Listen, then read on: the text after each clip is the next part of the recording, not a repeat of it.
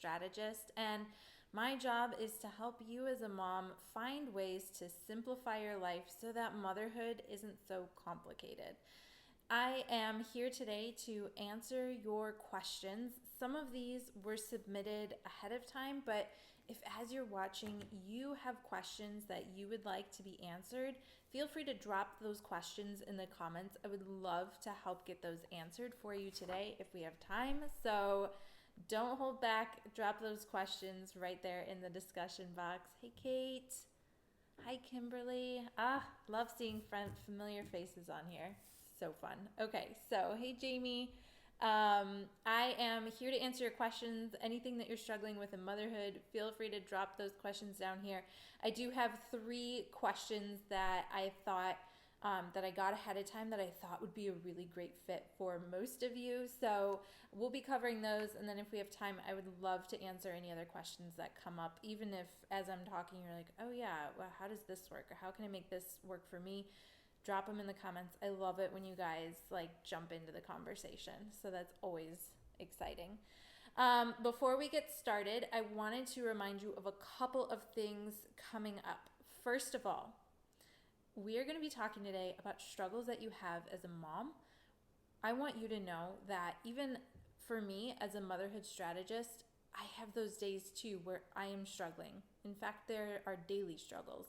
And so if you're feeling like it's not working for me, or why is this a daily battle? Just know you are not alone. And this is all about the journey. Motherhood is so complex and it's never going to be straightforward. And I want you to remind yourself of that. Now, what we aim to do here through everything that I provide to you is to make sure that we're helping you to at least make it less complicated. There are so many things that we try to do that really complicate everything in our lives and add to the complexity, and that's where it really starts to feel like out of our control, and where we start feeling the most frustrated. So today, as we're discussing, just remember that if you're having a struggle, that is what motherhood's all about. And the problem isn't the struggle. The problem is just figuring out, okay, how are we going to address this in a productive way so that you feel like you're getting back on track and you're feeling like you have a direction and you know where you're headed and how to get there. So that's really where I come in to support you. Okay, so I see Kate hopping in the conversation. Big emotions. You know what? We're actually going to talk about big emotions in one specific way today, but we can definitely expand on it. So the question, in case you are watching this later when it's playing back, the question is, I want to acknowledge big emotions, but also keep boundaries on what's acceptable and not lose my mind completely. So I'd like recommendations on how to help with big emotions, but also set boundaries on behavior.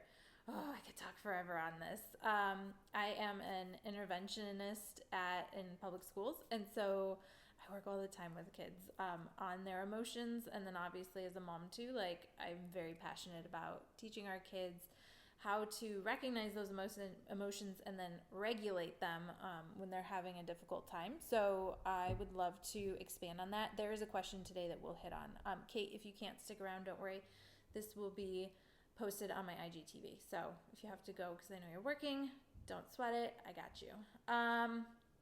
Okay, and then the other thing I wanted to remind everyone is that the Playroom Plan workshop is coming up next Friday. It's a week from Friday, April 2nd, and there is a bonus that goes with it, and that bonus ends on Friday. So I don't want you to miss out on that. The bonus to the Playroom Plan workshop is to send me a video of your playroom and tell me like your frustrations about it, what is not working for you, and then I will send you a personalized video back so that you have some ideas, some really constructive feedback around problem areas that you could maybe target first as you start implementing the ideas that we pull out of that workshop plan. So in case you're wondering about the workshop, the link is in my bio, but very quickly, it's a short and to the point 45-minute workshop where we get in and not just talk about how do you organize a playroom, because let's be honest, you all know how to organize your home, but we're going to go below the surface and really think through what is the purpose of your kids' playtime? How do you want that play to look in your house? And have you be really reflective around that, and I'll guide you through all those kind of like prompts and ways to think about playtime. And then what types of ways would you be able to structure your playroom so that those goals are supported by the way that you're structuring your playroom? And then inherently through that, as you start really seeing playtime evolve in that space, you're able to take out the things, the toys, the knickknacks that aren't helping you fulfill that vision. And so that you really end up with a beautifully curated selection of toys and resources that you really feel good about having in your home, and then you naturally also are able to maintain that a lot better. And I'll also talk about some techniques for organizing the playroom and how to make sure that those are in alignment with your goals. So if you're interested in that workshop, it is $24.99. It is with me live, but you can always watch the recording later if you can't join us live. It includes a Q&A, a workbook, and then also the audit of your playroom, but that is a bonus that expires Friday. So make sure that you register before Friday in order to catch that. All right, let's get this show on the road. So the first question is actually, Kate, this is the one that I was thinking of you for. So the question is, how do I avoid or handle any post-screen time meltdowns?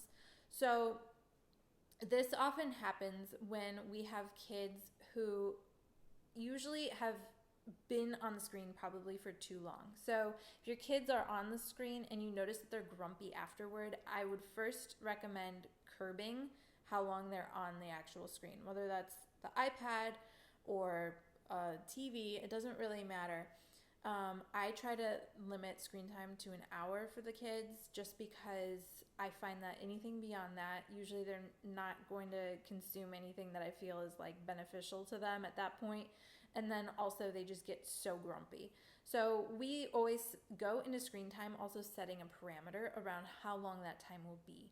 And that is really helpful for kids because imagine like I don't know, I'm trying to think of like something that everyone might really enjoy. Like pretend you go out to drinks with your girlfriends and you're hanging out, you haven't been together in so long, and you're just like having the time of your life and you're chatting and you're catching up, and then all of a sudden they just shut the restaurant down. They're like, nope, you're done, go home. Like no heads up, no warning, no last call, done, you're out of there.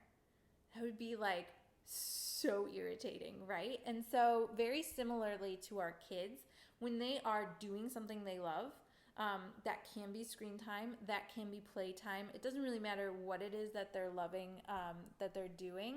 It's that if they're engaged in their play, whatever format it's taking, whether it's screen time or just regular old play time, it's really hard to just interrupt that for them and be like, okay, time to go, you're done.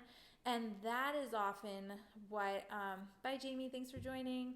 That is really the difficulty that the kids have when that screen time is over or when playtime's over. Like the other day I had to have that playroom cleaned up upstairs. It was a disaster zone because it was well played in. And Stella had the hardest time cooperating with cleaning up because she was caught off guard by playtime being over. I honestly did not set her up with that realistic expectation of how much time she had left.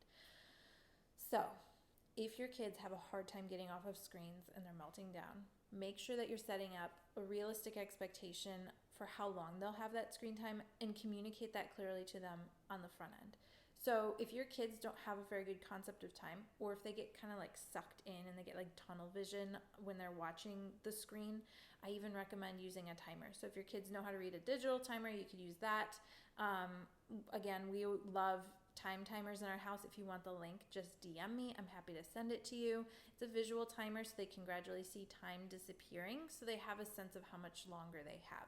And then always giving kids a heads up too, like a 5-minute warning. You have 5 minutes left and then we're turning off the show. That can be really helpful as well.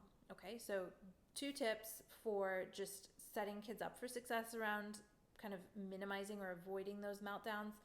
Tip number 1 was make sure that you limit it to a reasonable amount of time. If you feel like you're getting meltdowns afterward, I would carve out like shave down the time that you're spending on the screen. And then also setting that expectation before they get on.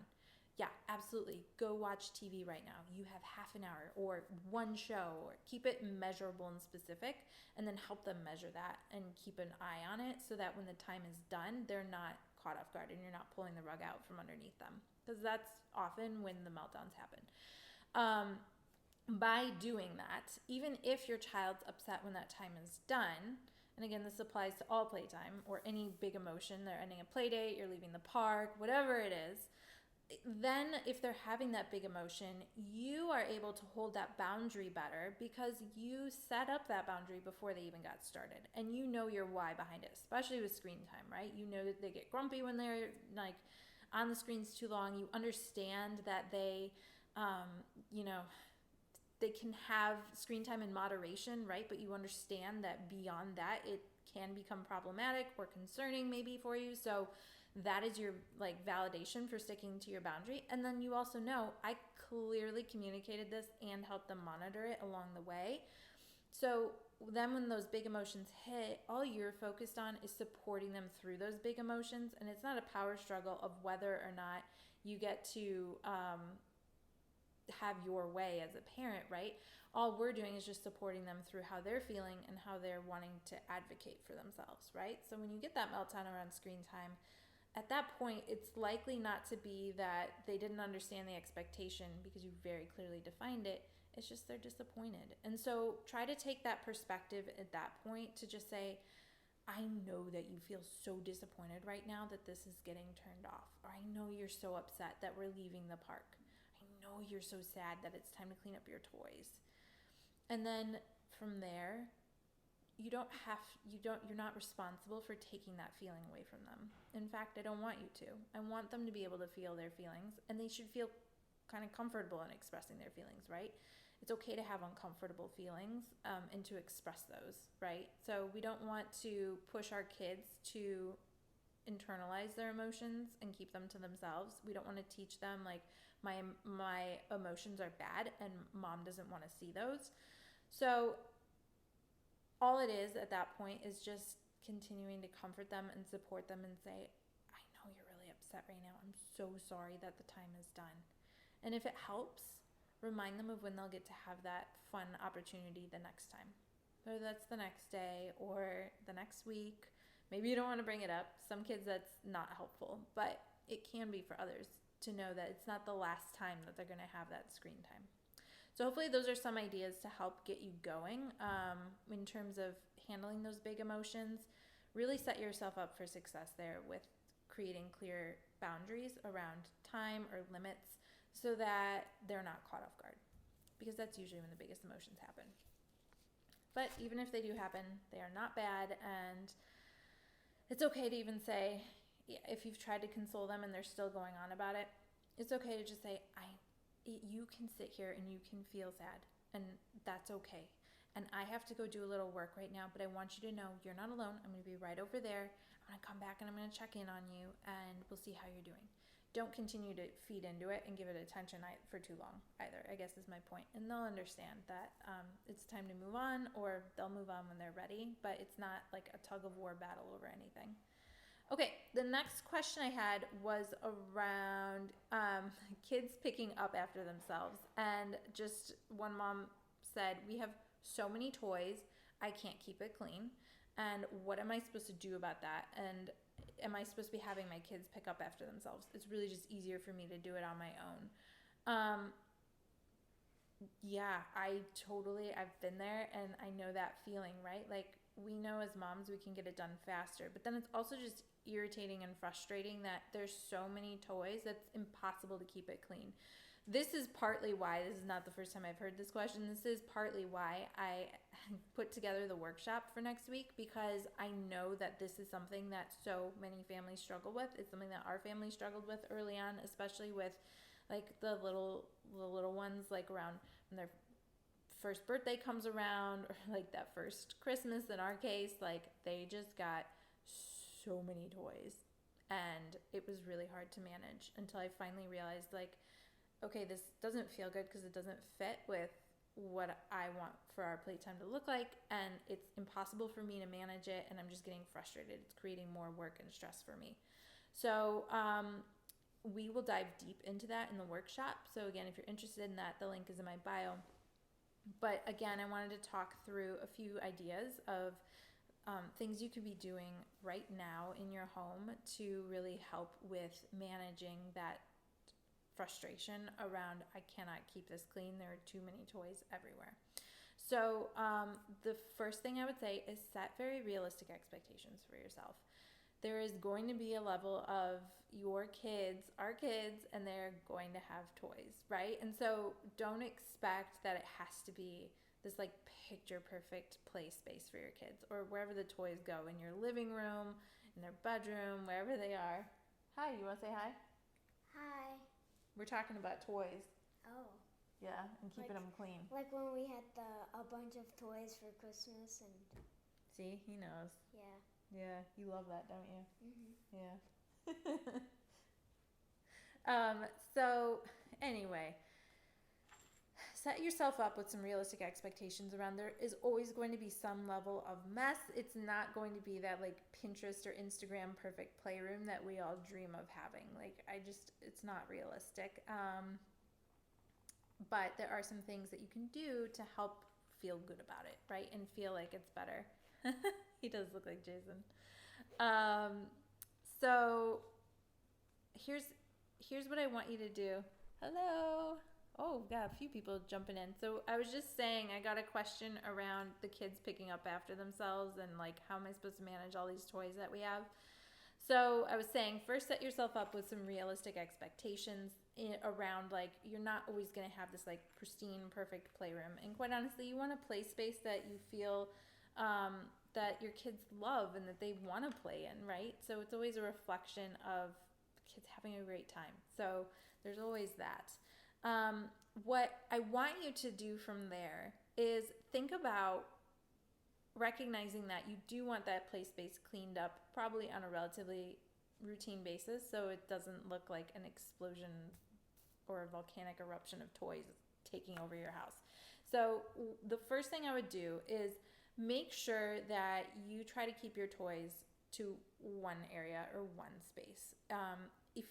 If your toys are spread out around the house, it's going to be a lot harder for everyone to understand what the expectation is in terms of how to manage or maintain the play space and keep it clean.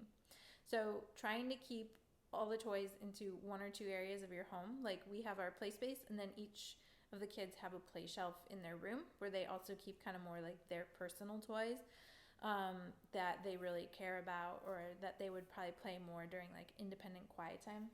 You're distracting me. Would you like to sit next to me or would you like to stay off screen? I'd pick one. Stay. Okay. So setting up that expectation that the toys all have a place in one or two areas helps everyone understand where everything goes.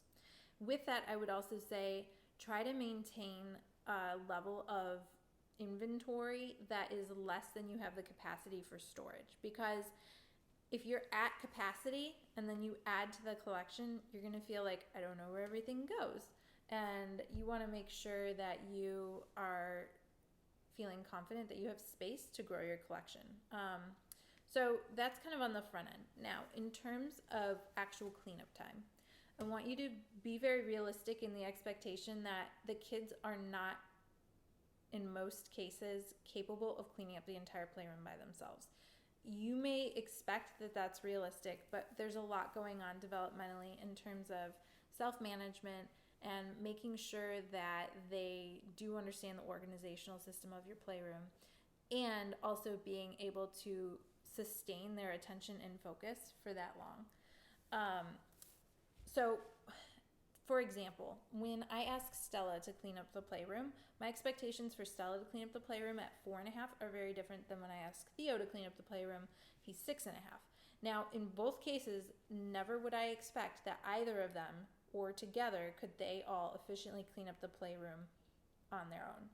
It's still not a realistic expectation. But my expectation for Theo is very different than for Stella. So Stella at 4.5, if she's having a really hard time because she doesn't want playtime to end, I do have to recognize that she's in an emotional place where she doesn't want to see her toys be put away, and that's really hard for her. And so she's working against that already. So in her case, for example, we always choose, if she's feeling like she created something and she really wants it to stay up, as long as I don't have a very good reason for making her put it away, I'm willing to honor that. So if your kids have something they've been working on, whether it's Legos or magnet tiles or blocks or whatever they've been creating, set up an elaborate play in their dollhouse, you can honor that and say, okay, let's leave that, but look at all these other toys that are out here.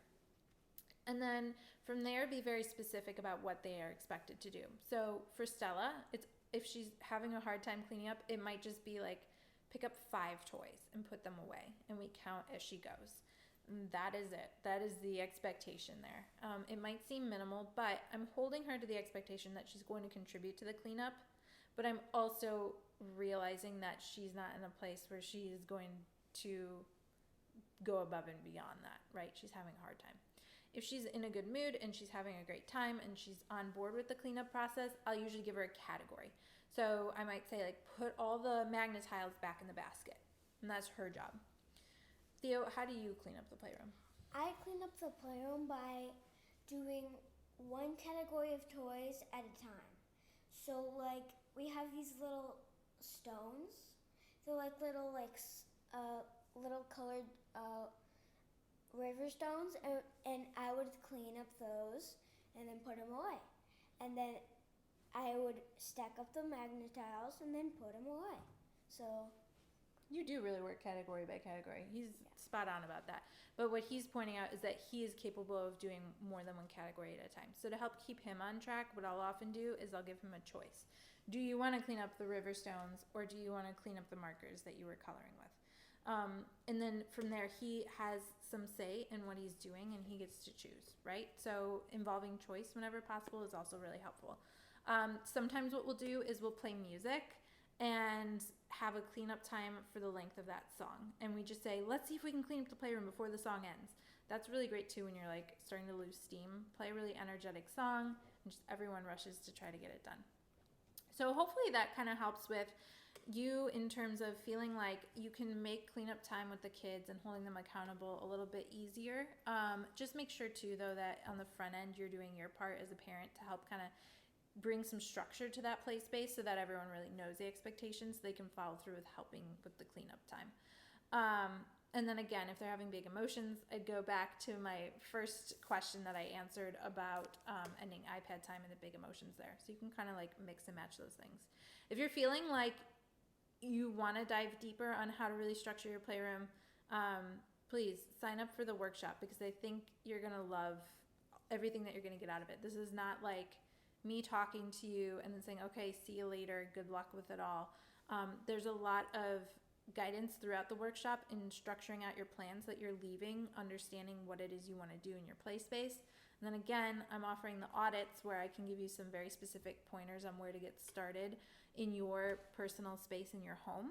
So then all you're doing after the workshop really is just implementing your plan, which should be very straightforward and easy to do. So the link is in my bio to register for that. And then the last question had to do with how am I supposed to get everything done? And that is a super loaded question, but very specifically, it was around, like the kids are constantly disrupting my like workflow, and I can't feel like I feel like I don't get anything done.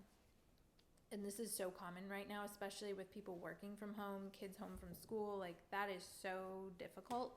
And I wish there was a magical formula I could give you to say this is exactly what you can do and you'll have no more disruptions. But again, we're going to go back to realistic expectations. Please realize, while it would be wonderful to have undisrupted work time, that is an unrealistic expectation when everyone's home all day, every day, or even on the weekends if you're trying to get something done, you feel like you're being interrupted. Just anticipate that you will be disrupted, because when you lead with that expectation that's realistic, you'll be pleasantly surprised if you're not disrupted, right? And think about how, if you're expecting to be interrupted, think about how you're going to respond to that probably a lot more easily and with a little bit more positivity than if you're expecting you're not going to be interrupted. So just shifting that expectation right there is going to help set you up for less frustration. So lead with that. And then what I want you to also think about is, are you communicating your expectations very clearly to the kids? So one of the ways that I do that for Stella, especially because she is only 4.5, she doesn't fully understand like sequencing in her day and the concept of time.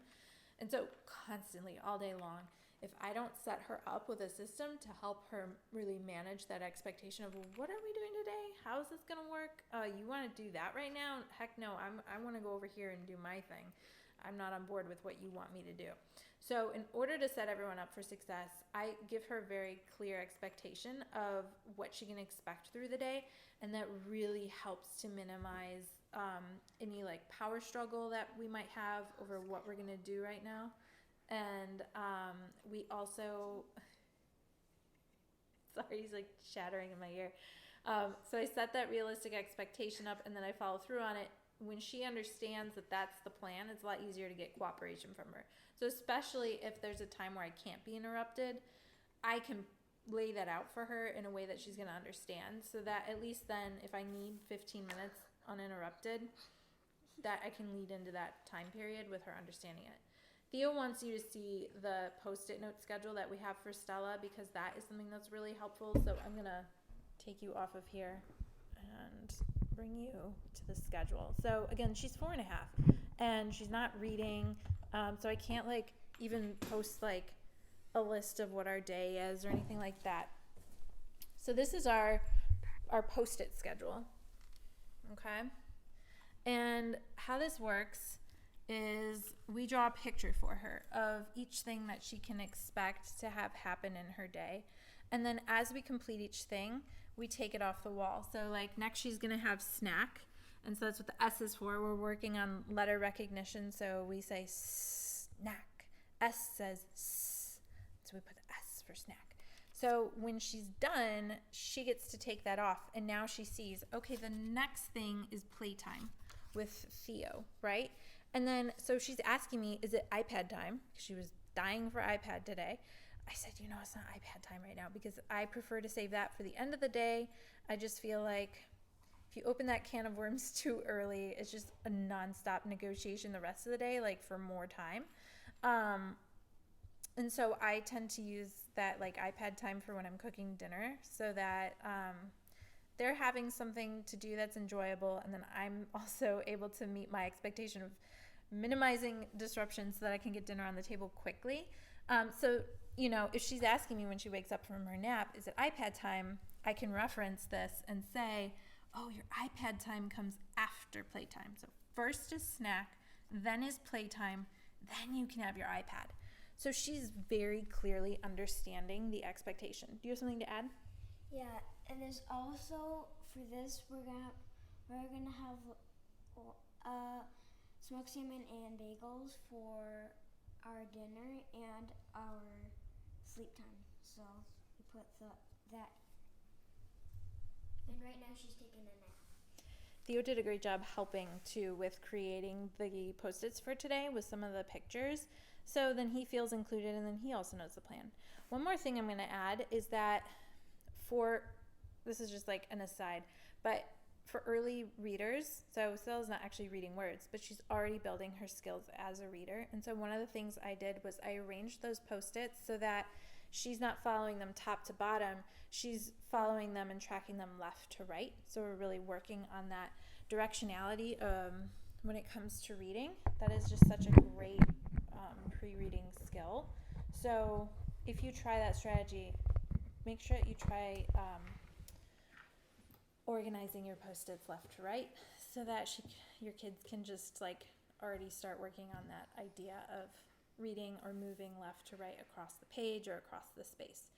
So that's really what I would recommend, is making sure that your kids understand the plan for the day, or for a specific part of your day where you feel like you have the most disruptions.